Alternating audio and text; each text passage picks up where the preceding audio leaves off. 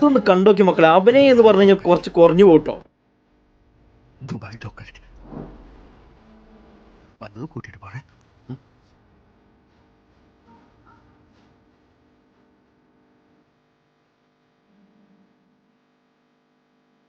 ஒரு நிமிஷம். ரொம்ப பிஸியா இருக்குல்ல, முடிஞ்சது சாப்பிடுன்னா. நீங்க சாப்பிட்டீங்களா? ரொம்ப வேலை இருக்கு அதுக்கப்புறம் ചോറും കൂട്ടാനും കളിക്കാനല്ല, എനിക്ക് മാസം മാസം സാലറി തന്നെ. ഗതിയില്ലാത്തവൻ നാട്ടിൽ പുരുഷനെ ദുബായിൽ എണ്ണളിച്ചുകൊണ്ട് വന്ന് അങ്ങ് കൊഞ്ചുവാ. அதெல்லாம் பரவாயில்ல, நான் போயிட்டு வரேன். Bye bye. ഓ നീ അതേ പൊക്കോ, കച്ചവടം മുടക്കി ഓസിന് ഞണ്ണിരിക്കാനേ ഇവിടെ ആളാവശ്യമില്ല. പോയിക്കോ, போய் மாமுண்டு കളിക്ക്.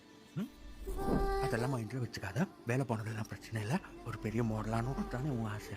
நான் அந்த எல்லா ஃப்ளாஷ் மீடியா கிட்ட பேசணும். அவங்க நெக்ஸ்ட் ஆடில் உனக்கு வாய்ப்பு கொடுக்குறேன்னு சொன்னாங்க. அங்கேருந்து ஸ்டார்ட் பண்ணி பெரிய பெரிய இடத்தெல்லாம் போயிடலாம். ஆனா அதெல்லாம் வெறும் ஆசை தானே, என்னால எப்படி? அதெல்லாம் முடியும்.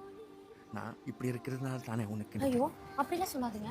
ஆக்சிடென்ட் யாருக்கு வேணாலும் நடக்கலாம்ல. ஒரு நாள் நம்மளுக்கு காசு வரும்ல, அப்போ இதெல்லாம் மாத்திடலாம். ஏய் கிட்டே இருந்தா எங்கேயும் போயிடாத.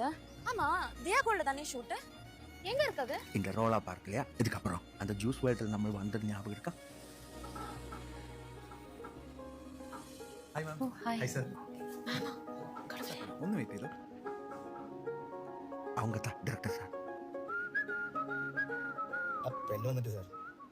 പെണ്ണോ? ആ പെൺകുട്ടിക്ക് പേരില്ലേ? ദിവ്യ. എന്നാ അങ്ങനെ പറ, അല്ലാണ്ട് പെണ്ണ് ആണ് ആട് പശു. ഹേസി മാം, സുഖല്ലേ? നിങ്ങളാണ് ചേർന്നത്. ഇപ്പോൾ അത് കോസ്റ്റ്യൂം ഉണ്ട്. ഞാൻ സ്ക്രിപ്റ്റ് ആൻഡ് കോസ്റ്റ്യൂം ചേഞ്ച് ചെയ്തോ. ദിവ്യ ഇതിട്ടോളൂ കേട്ടോ.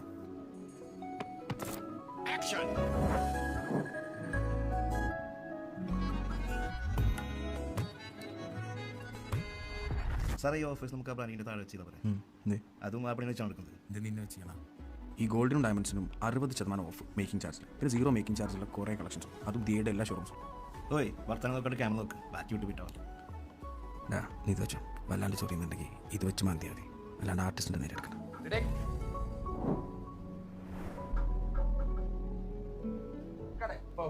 Good job Divya. Thank you sir, நான் ரொம்ப சந்தோஷமா இருக்கேன். അവനാ ഏറ്റവും വലിയ സന്തോഷം. You lucky. எனக்கு தெரியும். നമുക്കറിയാം ഇവരെ വീഡിയോ ലാസ്റ്റ് പരസ്യത്തിനുള്ളതായിരിക്കുന്നത്, പക്ഷെ അഭിനയം ഉണ്ടല്ലോ അത് നമുക്ക് പറഞ്ഞ് സമ്മതിച്ച് കൊടുത്തേ പറ്റൂ. എന്തായാലും അത്രയ്ക്ക് മനോഹരമായിട്ട് ചെയ്തു വെച്ചിട്ടുണ്ട് കേട്ടോ. ഇനി നിങ്ങൾക്ക് ഇവരെ വീഡിയോസ് കാണുന്നുണ്ടെന്നുണ്ടെങ്കിൽ ഞാൻ അടിയിൽ കൊടുത്തത് ഇൻസ്റ്റഗ്രാമിൽ അടിച്ചു കൊടുത്താൽ മതിയിട്ടായി. എന്തായാലും നിങ്ങൾ ഇവരെ ഒരു വീഡിയോയെങ്കിലും നിങ്ങൾ കണ്ടാൽ നിങ്ങൾ ഇവരെ ഫാനായിട്ട് മാറും. അത്രക്കും കിട്ടു എന്ന് പറഞ്ഞു കഴിഞ്ഞാൽ നമ്മൾ വിചാരിക്കുന്നതിൻ്റെ അപ്പുറമാണ് ഇവരെ ഓരോന്ന് ചെയ്തു വെക്കുന്നത്. അടിപൊളി.